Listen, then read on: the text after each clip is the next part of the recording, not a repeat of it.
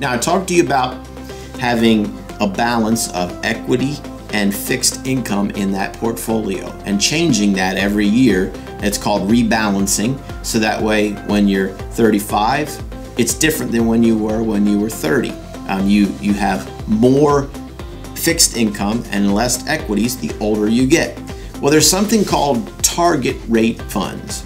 And what this does is it takes the work of rebalancing out of your hands. You can say, I want to buy a target rate fund in the market index. So you could say, I want to buy the Dow Jones Industrial Equity or the index fund, and I want to put it in a target rate fund.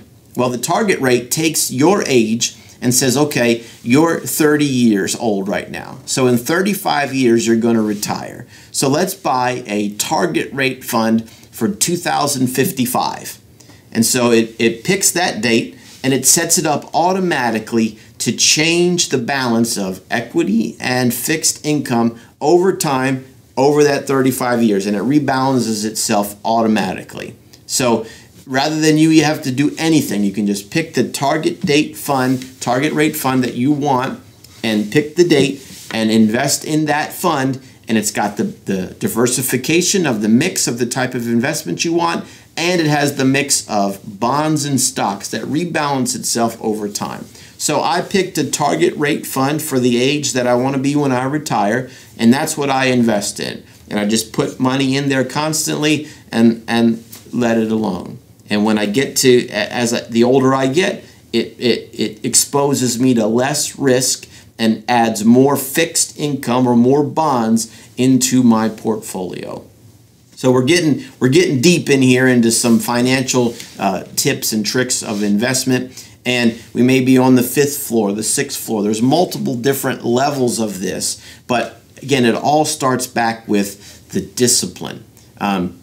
People aren't worried about what to invest in if they're not investing at all.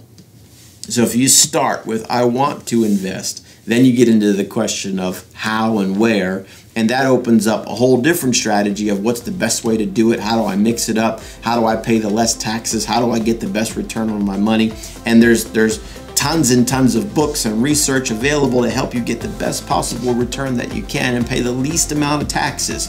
But I just implore you to implement the discipline of starting that account, building that account, and seeing the spirit of poverty broken in family lines by simply learning and implementing some powerful disciplines that can change your financial future.